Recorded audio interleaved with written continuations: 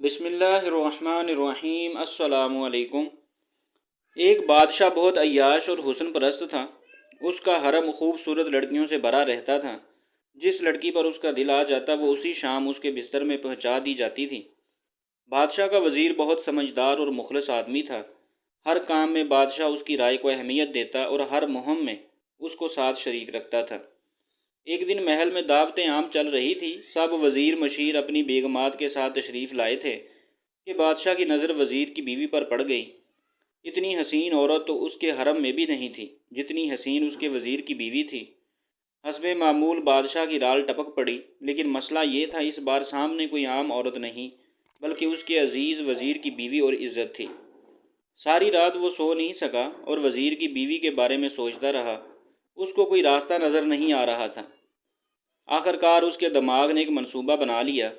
صبح ہوئی تو بادشاہ نے وزیر کو دربار میں طلب کر لیا اور اس کو خط دے کر کہا کہ یہ خط فلاں ملک کے بادشاہ تک پہنچانا ہے، لیکن یہ خط تم خود لے کر جاؤ گے۔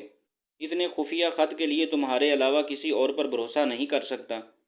وزیر نے ہمیشہ کی طرح بادشاہ سے کہا کہ حکم کی تعمیل ہوگی، آپ کا خط میں خود حفاظت سے پہنچا کر آؤں گا۔ اگلی صبح وہ سو کر اٹھا اور اپنی بیوی سے مل کر ایک لمبے سفر پر روانہ ہو گیا۔ بادشاہ کو جب اطمینان ہو گیا کہ وزیر سفر پر نکل چکا ہے تو وہ محل سے نکلا اور ٹہلتا ٹہلتا وزیر کے گھر جا پہنچا اور دروازے پر دستک دیے بغیر اندر داخل ہو گیا۔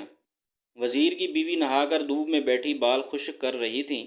بادشاہ سلامت کو اچانک دیکھ کر حیران ہوئی اور اٹھ کر بادشاہ کا استقبال کیا اور کہنے لگی کہ حضور کا اقبال بلند ہو، آج ہم غریبوں کے گھر میں کیسے تشریف لے آئے آپ؟ بادشاہ کہنے لگا کہ میں سیر کرتا کرتا ادھر کو آ نکلا تھا، سوچا کہ تم اپنے شوہر کے بنا گھر میں اکیلی ہوگی، تم سے پوچھاؤں کسی چیز کی ضرورت ہو تو، کیونکہ خیال رکھنا میری ذمہ داری ہے۔ بادشاہ کی تواضع کی گئی۔ بادشاہ مطلب کی بات پر آ گیا، اس کے حسن کی تعریفیں شروع کر دیں اور کہنے لگا کہ تم جیسی حسین عورت میں نے آج تک نہیں دیکھی۔ وزیر کی بیوی سمجھدار تھی، اس کو پہلے ہی شک ہو گیا تھا کہ بادشاہ نے جان بوجھ کر میرے شوہر کو دور دراز کے ملک بھیجا ہے تاکہ اس کی غیر موجودگی میں مجھے اپنے جال میں پھنسا سکیں۔ وہ بولی کہ حضور، شیر جنگل کا بادشاہ ہوتا ہے، اس کو زیب نہیں دیتا کہ وہ مردار کھائے اور گندگی میں منہ مارے۔ جب حکمران خود لٹیرے بن جائیں تو عوام انصاف لینے کس کے پاس جائیں؟ جھوٹے برتن میں منہ مارنا بادشاہ سلامت کی شان کے خلاف ہے۔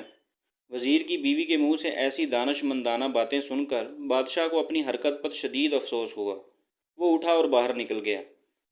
دوسری طرف وزیر جب تھوڑا آگے گیا تو اس کو یاد آیا کہ بادشاہ کا خط تو وہ گھر کے تکیے کے نیچے ہی بھول آیا ہے۔ اس نے گھوڑا واپس موڑا اور خط لینے گھر روانہ ہوا۔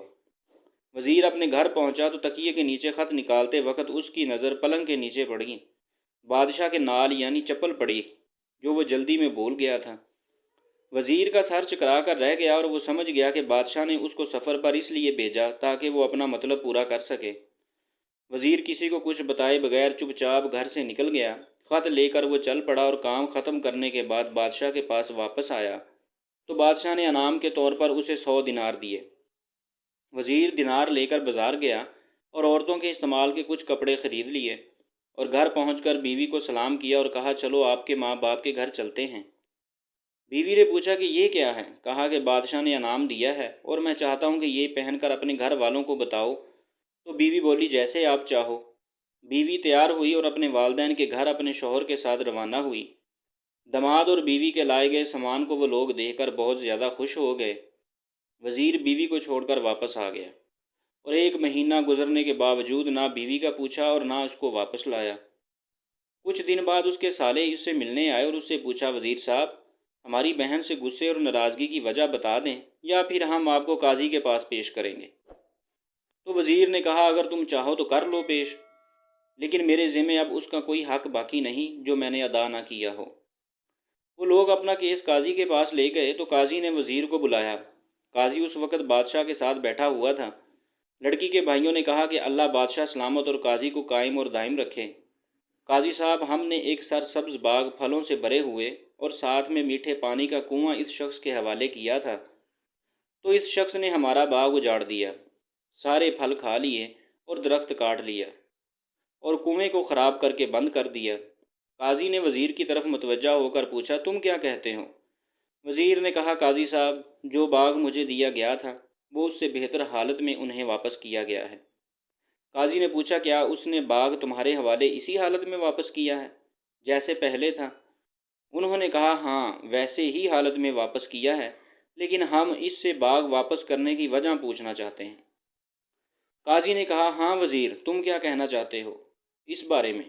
وزیر نے کہا کہ قاضی صاحب، باغ میں نے کسی بغض یا نفرت کی وجہ سے نہیں چھوڑا، بلکہ اس لیے چھوڑا کہ ایک دن میں باغ میں آیا تو اس میں نے شیر کے پنجوں کے نشان دیکھے، تو مجھے خوف ہوا کہ شیر مجھے کھا جائے گا، اس لیے شیر کے اکرام کی وجہ سے میں نے باغ میں جانا بند کر دیا۔ بادشاہ جو ٹیک لگائی یہ سب کچھ سن رہا تھا اٹھ کر بیٹھ گیا اور کہا، وزیر، اپنے باغ کی طرف امن اور مطمئن ہو کر جاؤ، واللہ اس میں کوئی شک نہیں کہ شیر تمہارے باغ کی طرف آیا تھا، لیکن وہ وہاں پر نہ تو کوئی اثر چھوڑ سکا، نہ کوئی پتا توڑ سکا، اور نہ ہی کوئی پھل کھا سکا۔ وہ وہاں پر تھوڑی دیر رہا اور مایوس ہو کر لوٹ گیا۔ خدا کی قسم، میں نے کبھی تمہارے جیسے باغ کے گرد لگے مضبوط دیواریں نہیں دیکھیں۔ تو وزیر اپنے گھر لوٹ آیا اور اپنی بیوی کو ساتھ واپس لے آیا۔ نہ تو قاضی کو پتہ چلا اور نہ کسی اور کو کہ ماجرا کیا تھا۔ کیا خوب بہتر ہے کہ اپنے اہل و عیال کے راز چھپانا تاکہ لوگوں کو پتہ نہ چلے۔ اپنے گھروں کے بھید کسی پر ظاہر نہ کرو۔ اللہ آپ لوگوں کی زندگی خوشیوں سے بھر دے، آپ کو، آپ کے اہل و عیال کو اور آپ کے مال کو حفظ و امان میں رکھے، آمین۔